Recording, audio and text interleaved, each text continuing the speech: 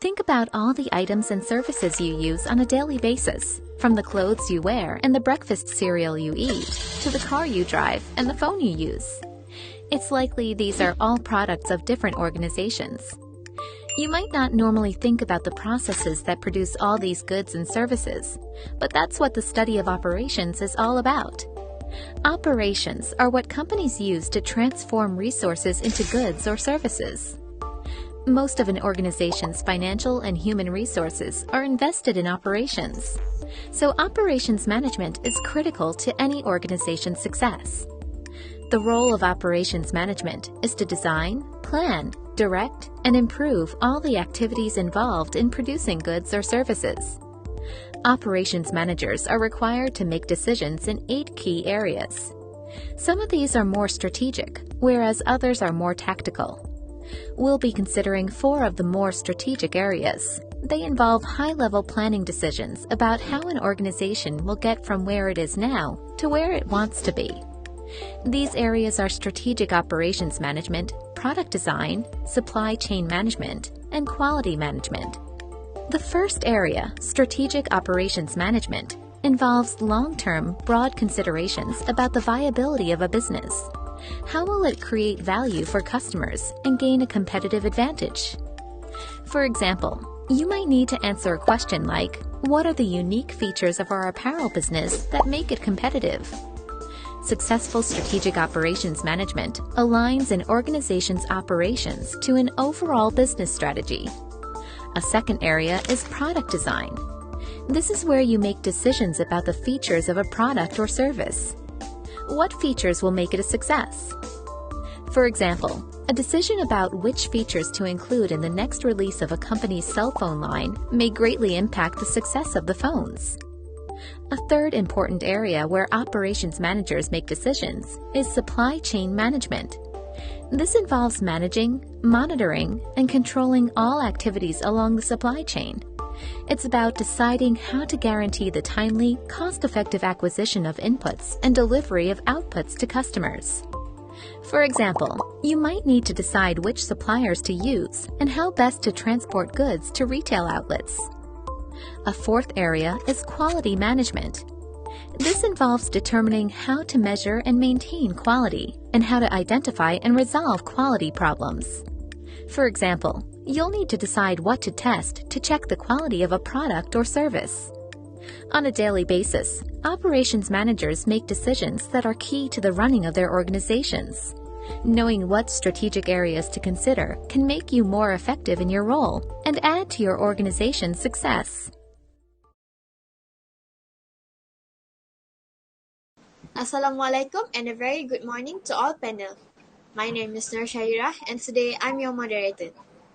So before we start, let me introduce you to our panelists for today. Our first panelist is Mr. Sharul Nizam bin Robert. He is a lecturer from Faculty Business and Management. Next, we have Ms. Fatin Afika Madiha binti Abdul Halim as Operation Manager. And last but not least, Mr. Muhammad Farizwan bin Muhammad Tamarin. So, how are you guys feeling today? I'm feeling honored to be I'm here. feeling great, thank you.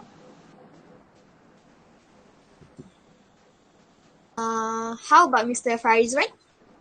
I'm feeling excited to share my knowledge with all of you today.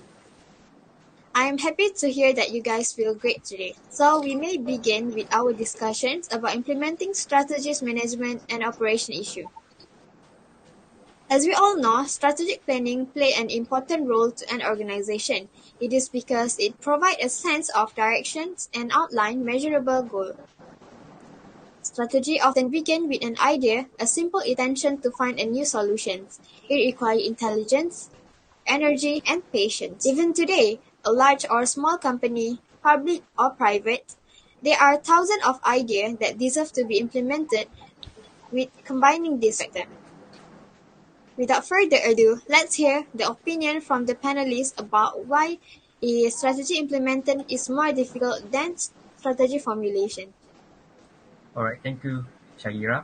Well, successful strategy formulation will take a long way before it will be accepted and implemented in the end. Not every formulation can result in a positive way to company wants. Yes, I agree with Sharul. There is no such guarantee for that. It will always be the people who do work rather than to say. It is the same case as matter we have. The implement will occur a lot of things to consider than it was just being formulated. Thank you, Mr. Farizwan. How about Ms. Madiha? Thank you, Ms. Shaira. So I agree with them. I would like to add something regarding the contrast between strategy formation and strategy implementations. These are several differences between them. Formation focus more on effectiveness, meanwhile implementation focus on efficiency. Formulation is an primarily an intellectual process, meanwhile implementation is an operational process. For formulation also require good intuitive and analytical skills, meanwhile implementation on spatial, motivational, and leadership skills. These are difference between the formulation and implementation which should be considered. Thank you for the opinion and clear explanation, panelists. Now, the implementations of the organization strategy involve the applications of management process to obtain the desired result. Particularly, strategy implementation include designing the organization structure, allocating resources, developing information, decision process, and managing human resource. Include such area as the reward system, approach to leadership and staffing. Since full coverage of each management function is beyond the scope of this discussion, we shall focus on only the factor of most crucial to effectiveness implementation strategy. So, what is your opinion about this, panelists? So, strategy implementation is the process of allocating resources to support the chosen strategy. This process includes the various management activities that are necessary to put strategy in motion. In motion, institute strategy controls that monitor progress and ultimately achieve organization goals. Like for example, according to the Steiner, the implementation process covers the entire managerial activities, including such methods as motivation, compensation, management appraisal, and control process. Yes, as Higgin has pointed out, almost all the management function, planning, controlling, organizing, motivating, leading, directing, integrating, communicating, and innovation, are in some degree applied in the implementation process. So, to effectively direct and control the use of the firm resources, mechanism such as organization structure, information system, leadership style, assignment of key manager, budgeting, rewards, and control system are essential strategy implementation ingredients.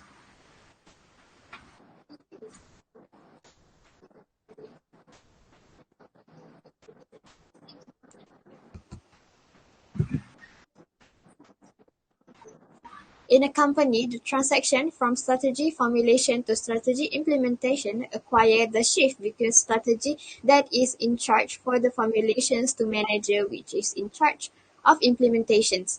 It is essential for divisions and functional manager to be involved mainly in a strategy formulation activity, as it also important for the strategy to be involved in strategy implementation activity. In a management of a company, there are also several issues. Management issue, especially in strategy implementation, include resources, organizational structure, restructuring, resistance to change, and productions. However, the main priority is to setting the annual objective for the company. Then it would be allowed followed by having the right resources and organizational structure. Way of restructuring the organization conclude idea and how to stay on track and of course the company operation strategy. So let's begin with panel Miss Madiha. What is the purpose of annual objectives?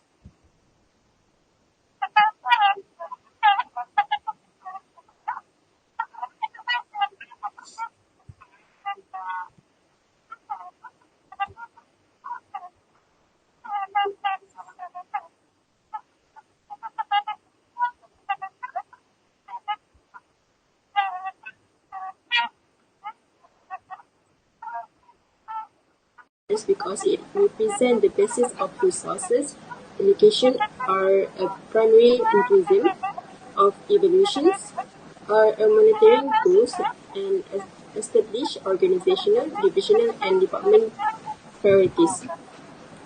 In setting annual objective, these are a few requirements and criteria on how it should be included. Annual objective should be measurable, consistent, reasonable, challenging, clear, committed through the organizations. Characteristics by an appropriate time dimensions and accompanied by commensurate reward and understood and timeline sections. Objective also should state quantity, quality, cost, time, and also verifiable. Thank you. The next issue in management will be resource allocation. It is the activity that allows for strategy execution. It is often based on political or personal factors. All organizations have at least 4 types of resources that can be used to achieve desired objective: financial resources, physical resources, human resources, and technological resources. Change in a strategy required change for 2 reasons. First, structure dictates how policies and objectives should be established, and second, structure of indicators are how resources will be located. Since change in strategy could lead to some changes in organization structure, the structure should be designed to facilitate the pursuit of the organization. Alf Bender, in his book called Strategy and Structure in 1962, found the structure sequence that continuously happens, which are now the strategy in formulated. New administrative problem emerge, organizational performance declines, then new organizational structure is established, and finally organization performance improved. Thank you, Mr. Shar. The strategy formulated has been workable in a way that it would not affect the organization to take another alternative. But especially, what are the type of structural changes needed to be implemented in a new strategy? This is what Mr. Farizwan is going to talk about. The 4 basic of organizational structure. Thank you, Ms. Shaira. So basically, there are 4 basic types of organizational structure, which are functional, divisional, strategic business unit, which is SBU, and matrix. Firstly, the functional structure. It is mostly used because it is less complicated and expensive than the other structures. Then, functional structure group task connectivity by this function, such as production or operations, marketing, finance, and accounting. Secondly, uh, divisional structures.